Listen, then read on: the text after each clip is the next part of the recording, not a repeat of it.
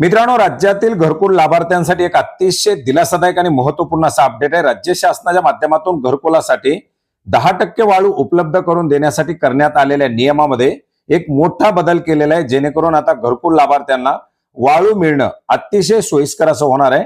मित्रांनो, 15 मे 2026 रोजी राज्य शासनाच्या माध्यमातून वाळू रेती निर्गती धोरण 2025 मधील 10% वाळू घरकुलाकरता बंधनकारक करण्याच्या नियमामध्ये एक मोठा बदल केलेला आहे।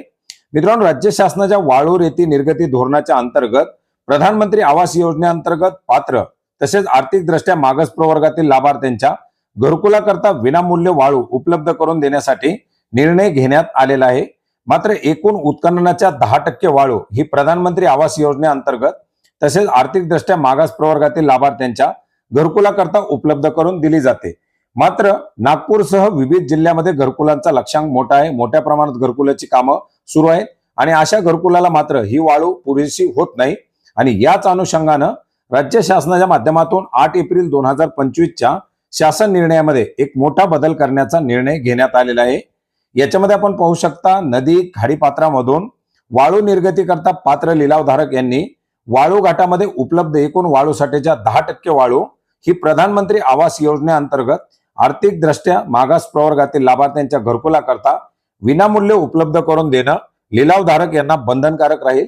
त्याबाबत लिलावधारकास शासनामार्फत कोणतीही रक्कम अनुदेय राहणार नाही, याची लिलावधारकाने नोंद घ्यावी व सबब जिल्हाधिकारी यांनी लिलावासाठी निर्गमित करण्यात येणाऱ्या ई लिलावाच्या जाहिरातीमध्ये ठळकपणे स्पष्ट करावी, अशा प्रकारची सूचना याच्यामध्ये घालण्यात आलेली आहे, तरतूद करण्यात आलेली आहे।